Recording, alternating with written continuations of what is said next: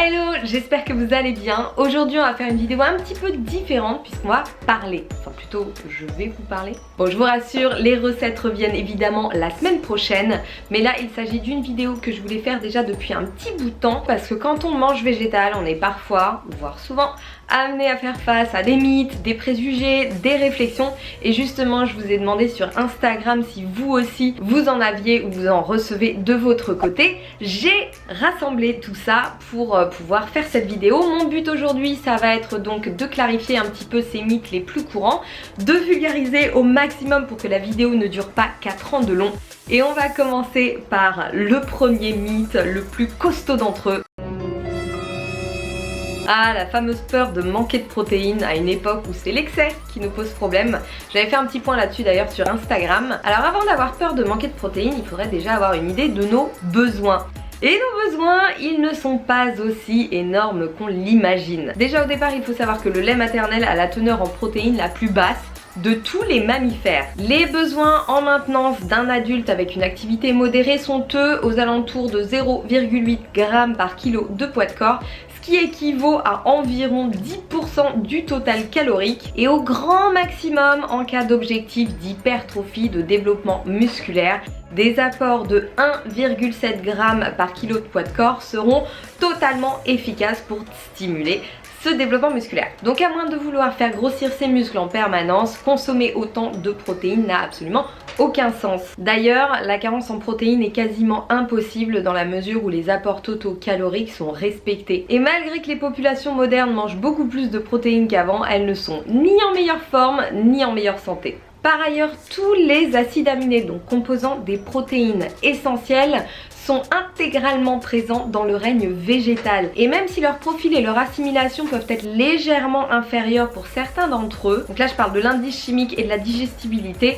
dans un cas d'abondance calorique comme le nôtre, ça ne pose absolument aucun problème. Donc il n'y a aucune nécessité absolue à privilégier les sources de protéines et d'acides aminés à la plus haute digestibilité ou au plus haut indice chimique dans notre schéma d'abondance alimentaire où nos apports en acides aminés et donc en protéines sont excédentaires. Le professeur Massimo Nespolo vous l'explique d'ailleurs d'une manière beaucoup plus approfondie dans une conférence dont je vous mets le lien de la vidéo par ici, et comme il le dit si bien, on meurt bien plus de nos excès que de nos carences. Par ailleurs, la surconsommation de protéines animales, largement encouragée par l'industrie agroalimentaire, entraîne une stimulation du facteur de croissance IGF-1 quand on n'en apporte pas tel quel par la consommation extérieure de lait. Donc c'est pas compliqué, ce facteur de croissance IGF-1 est le facteur de croissance le plus puissant du corps et il est responsable du développement de tumeurs cancéreuses. Donc on se détend, pas de risque de manque de protéines ni de certains aminés lorsque l'on mange suffisamment,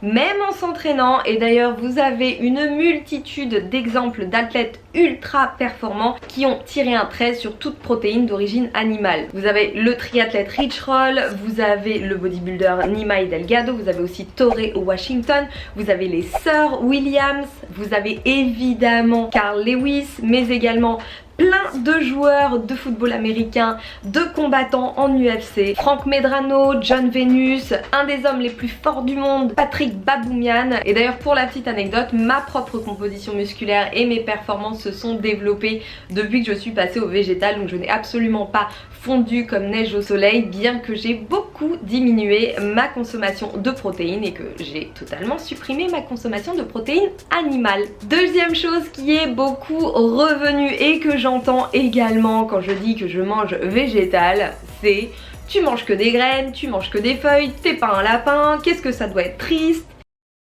Bref, dans l'esprit de beaucoup de personnes, manger végétal c'est la déprime totale. Bon évidemment, si vous me suivez depuis déjà un certain temps, vous savez que la gourmandise, les saveurs, la diversité ne sont absolument pas ce qui manque dans une alimentation végétale. D'ailleurs, on constate bien souvent une augmentation de cette diversité d'aliments consommés donc de nutriments chez les végétaliens, tout simplement à cause de cette limitation liée à la suppression de produits d'origine animale qui pousse à explorer tout ce que le règne végétal a à nous offrir. Et c'est pour ça que j'insiste tout le temps sur le fait d'investir sa cuisine, de tester de nouvelles recettes, de nouveaux ingrédients, parce que franchement le choix ça n'est pas ce qui manque. Par contre, et ça c'est franchement dommage, le choix lui fait franchement défaut dans les restaurants et les supermarchés.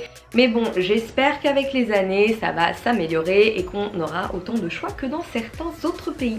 Numéro 3, alors là eux ce sont vraiment les ennemis qu'on ressort à peu près à chaque fois. Lectine, phytate, tanins, inhibiteurs de protéase, avec leur nom barbare, sont les ennemis jurés des détracteurs d'une alimentation contenant céréales et légumineuses, végétales ou non végétales d'ailleurs. Alors il faut savoir que ces protections naturelles de la plante sont en grande partie éliminées par le trempage et la cuisson.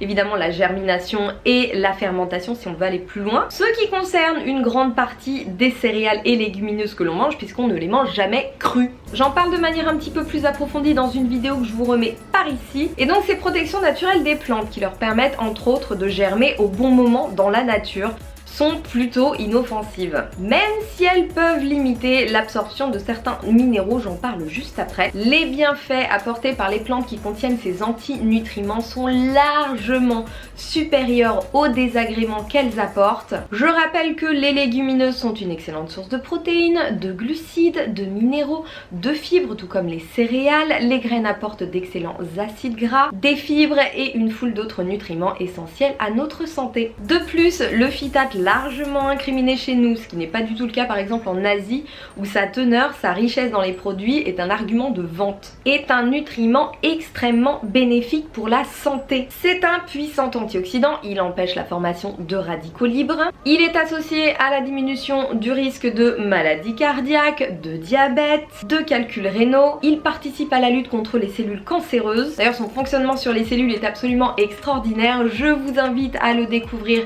dans le livre Manger mieux peut vous sauver la vie du docteur Michael Greger, c'est très exactement page 141. Et d'ailleurs, contrairement à ce que l'on a longtemps cru, les phytates n'ont que peu d'impact sur l'absorption de minéraux tels que le fer. Quant aux hormones du soja qui n'en sont pas, j'ai fait une petite vidéo déjà sur le sujet que je vous invite à regarder si vous ne l'avez pas vu, je la remets par ici. Et vous avez également un ouvrage très fourni sur le sujet écrit par Florian Kaplar. Donc si vous voulez en savoir plus et être incollable sur le soja et surtout démystifier un petit peu toutes les croyances qu'on peut avoir autour, n'hésitez pas à le lire.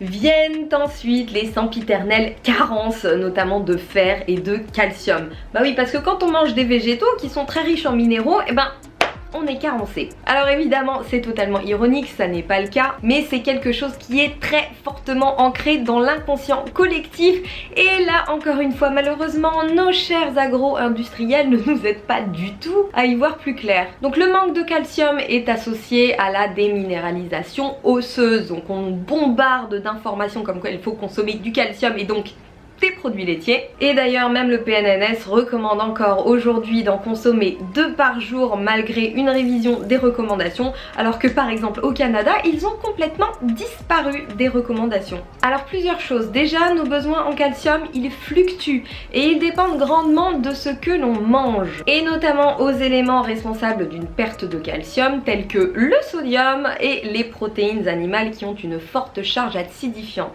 mais également de facteurs qui participent à la régulation du calcium dans notre organisme tels que la vitamine D et le magnésium qui fait d'ailleurs également partie de notre composition osseuse. D'ailleurs fait intéressant, la consommation de laitage et la consommation totale de calcium n'ont montré aucun bénéfice sur la santé des os. Par ailleurs il y a une forte corrélation entre le taux de fracture et la consommation de calcium issu des produits laitiers et il en va de même d'ailleurs pour la consommation de protéines animales. Les carences en vitamine D jouent également un rôle énorme sur la perte de densité osseuse et il faut savoir que chez toutes les populations qui ne sont pas exposées au soleil, notamment une partie de l'année comme chez nous et globalement tous les pays qui sont plutôt vers l'hémisphère nord et qui n'ont pas un taux d'ensoleillement constant tout au long de l'année, qu'elles mangent végétal ou pas, c'est d'ailleurs pour ça qu'une complémentation en vitamine D, notamment pendant l'automne et l'hiver et à l'arrivée du printemps peut être très importante puisque clairement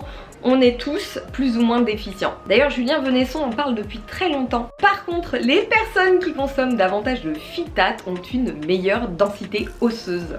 Alors clairement, le règne végétal apporte tout le calcium dont on a besoin, mais au-delà de cette seule donnée, c'est à la teneur totale en nutriments d'un aliment qu'il faut s'intéresser. Par exemple, le fromage sera riche en calcium, mais également en sodium, en graisses saturées et en protéines animales. Alors que si on prend le sésame, il apportera également une très bonne dose de calcium, mais également de bons acides gras, du fer, du potassium et surtout aura une teneur en sodium bien plus basse. Sodium qui, je le rappelle, favorise la perte de calcium. Le chou, le soja, les amandes, les noisettes vont apporter 2 fois plus de calcium que le yaourt et comme toujours accompagné d'un paquet de nutriments bénéfiques pour notre santé. Alors ça c'est une chose qui est très importante, plutôt que de focaliser sur un seul nutriment, regardez la valeur nutritionnelle d'un aliment dans sa globalité. Donc ensuite évidemment vient le fer, la fameuse carence en fer. Alors déjà il faut savoir que les végétaliens ne sont pas plus sujets à la carence en fer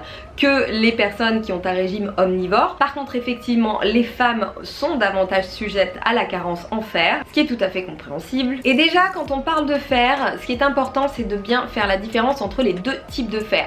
Vous avez le fer héminique et le fer non héminique. Et ces deux-là n'auront ni les mêmes effets ni les mêmes bienfaits sur le corps humain. Le fer héminique contenu dans le sang et les muscles, donc apporté par la viande, a un effet pro-oxydatif à l'origine de radicaux libres qui vont favoriser les maladies cardiovasculaires, les cancers et les maladies chroniques digestives. C'est d'ailleurs reconnu par la Fondation mondiale de recherche contre le cancer. Donc ce fer héminique est présent à peu près, alors je ne suis plus exactement sûre du pourcentage, mais je crois entre 40 et 50% de la totalité du fer apporté par la viande. Les végétaux, eux, ne contiennent que du fer non héminique. Et le corps, lui, comment il va fonctionner? En fait, il va réguler son absorption en fonction de ses besoins, donc en fonction de la quantité de fer circulant dans l'organisme. Alors ça marche très bien, cette régulation d'absorption par les intestins, lorsqu'il s'agit de fer non héminique.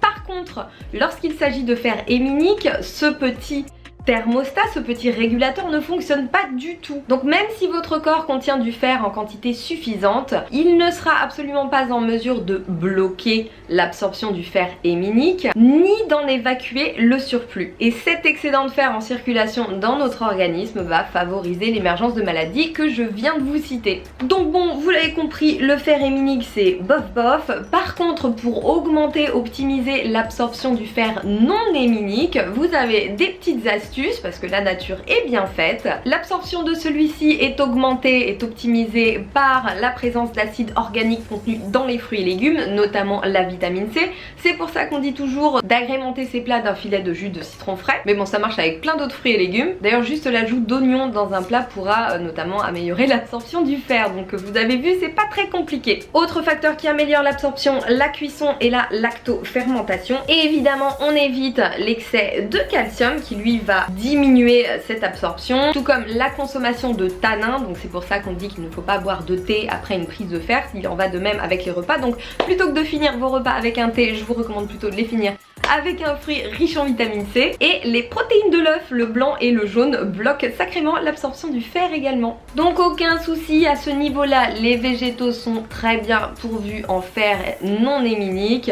Le tout évidemment est de favoriser leur absorption, ce qui est totalement le cas dans un régime alimentaire équilibré et riche en végétaux. D'ailleurs, hors cas de vitamine B12, les populations qui mangent végétal, les populations végétaliennes enregistrent un apport supérieur pour quasiment tous les nutriments, dont le calcium, le magnésium et le potassium. Et justement, en ce qui concerne la vitamine B12, sa forme et son absorption sont vraiment bien particulières, donc ça nécessiterait un sujet à part entière. J'avais déjà rapidement évoqué le sujet dans un post Instagram que je vous invite à aller lire si ça vous intéresse. Mais si vous voulez que je consacre une vidéo sur le sujet, n'hésitez pas à me le dire en commentaire. Et par ailleurs, la déficience en vitamine B12 ne concerne pas que les végétaliens. Voilà, je pense que cette vidéo est déjà bien assez longue. J'espère que j'ai clarifié quelques mythes. Si vous en avez d'autres, n'hésitez pas à me les mettre en commentaire. Malheureusement, on ne fera pas l'éducation nutritionnelle des personnes à leur place, mais encore une fois, partager ses connaissances, partager ses expériences de manière positive ne pourra être que bénéfique, et notamment avec son entourage. Chaque personne a ses propres idées. Le but, ça n'est certainement pas d'essayer de faire penser les gens d'une manière différente. Chacun est bien assez grand pour le faire soi-même, mais une chose est sûre, le partage, la communication sont deux choses très importantes. Et surtout, vous qui me regardez, prenez soin de vous, continuez à vous documenter. Et bien sûr, je vous remercie d'avoir regardé cette vidéo, je vous remercie de me suivre. J'espère vraiment que mon contenu peut vous être utile. Et si vous êtes à Paris le week-end prochain, évidemment je serai très heureuse de vous rencontrer. Je serai sur le stand de Bulk Powders les 3 jours, alors le vendredi toute la journée, de mémoire le samedi matin et le dimanche après-midi, donc n'hésitez pas à passer, qu'on puisse papoter un petit peu ensemble. Bon, malheureusement la petite Doudine ne sera pas là parce que la pauvre sur un salon, je pense qu'elle ferait une crise cardiaque. Mais en tout cas, si vous êtes sur place, j'ai hâte de vous voir. Je vous fais plein de gros bisous, prenez soin de vous, mangez bien et je vous dis à la prochaine. Tu dis au revoir ma Doudine? Au revoir.